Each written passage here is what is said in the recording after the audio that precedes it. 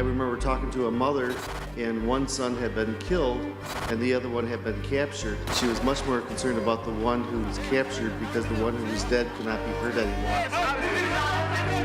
There are a million problems in the world, and it could be easy to get fatigued. You have to narrow down a way that you can help to something that's manageable. They're often considered the other, and there's often a derogatory connotation. It brought tears to my eyes. These are resilient, amazing people.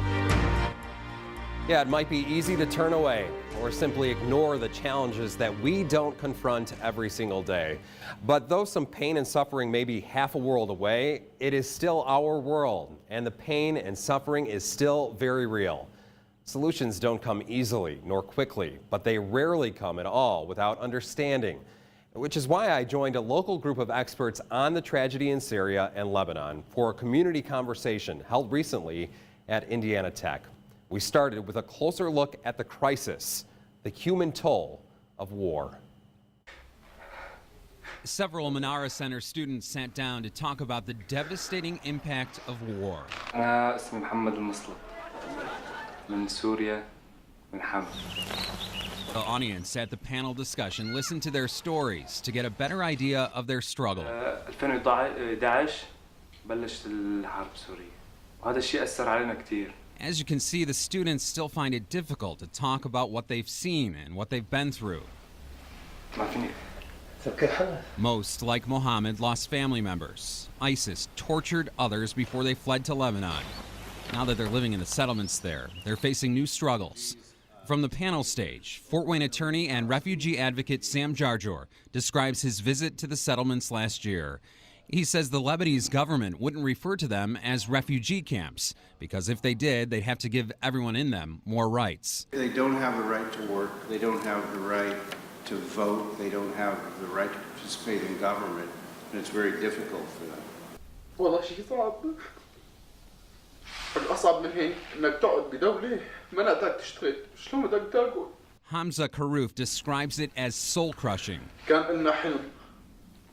كنا نتمنى فيه كرمال نحقق حلمنا، ولكن الوضع اللي احنا فيه ما بيخليك تتنفس. يعني أنا بتخيل وحاسس إنه كل شيء ضدنا، مو بس الهواء. لدرجة إنه ما عم بحسن نتنفس. Lebanon does have a long history of accepting refugees, but the country is simply overwhelmed now. Refugees currently make up a quarter of the population there.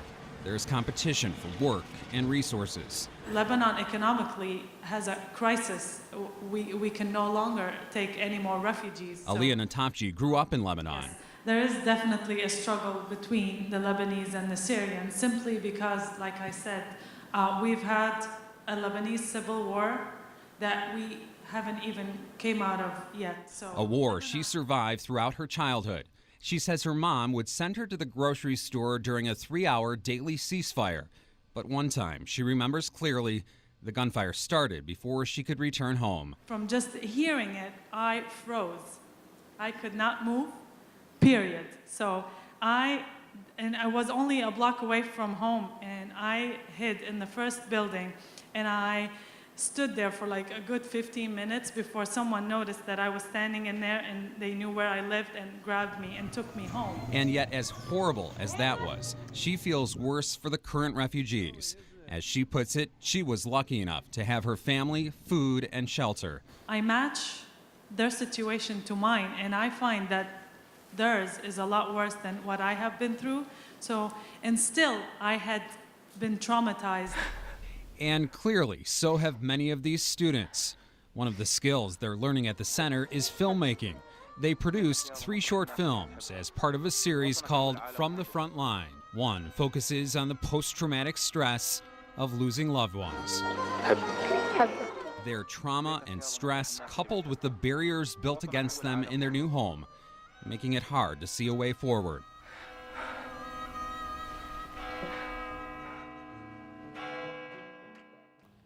From there, our conversation turned to these questions.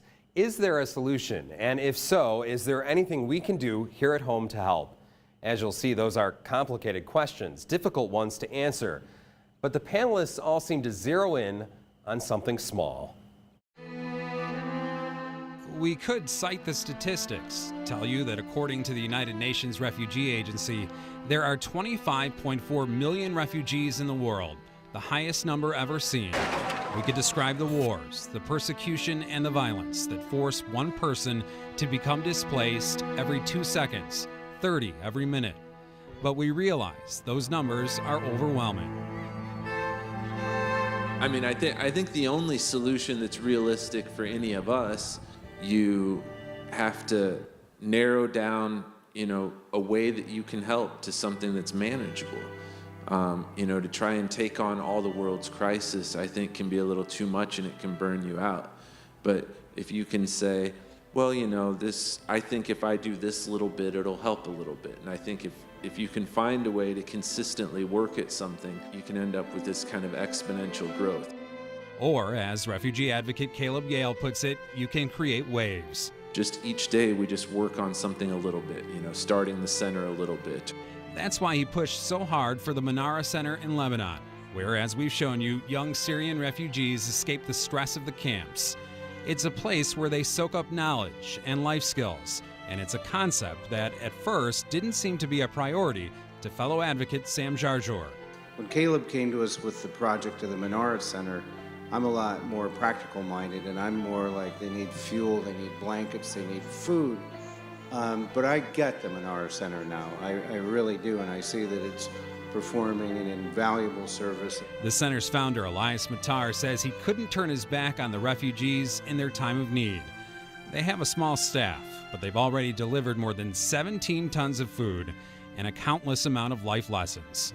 The kids there will go places and they'll get the education and they'll come back and they'll teach others, and it'll be like a force multiplier. Learning is key, especially in a place where, as Karina Balsingham puts it, education is often put aside in order to meet more immediate needs. I think you really felt it when we went into camps and we were talking to the families, and particularly the young girls who, one in particular was probably 13 or 14, and I was asking what grade she was in, and she told me she was no longer in school because her father was ill and she had to help her mother with the chores at home and working in order to support the family. So she was no longer getting an education like her younger siblings because she had reached the age where they just needed her help at home more. And so in a situation like that, you do feel stuck. But if you can get that child into an educational program, you can help change their course. And so the more you can have normal, structure, comforting, nurturing schools that you'd want to send your kid to, I think the more you're going to get kids to start thinking about their future and not just trying to tolerate this day. Psychologists will tell you that if you have a reason, if you have a purpose, then you have a better chance at getting through horrible circumstances. If you can structure people and give them a reason to do something and show that they can make a contribution, that really helps, and sounds like that's exactly what this center does.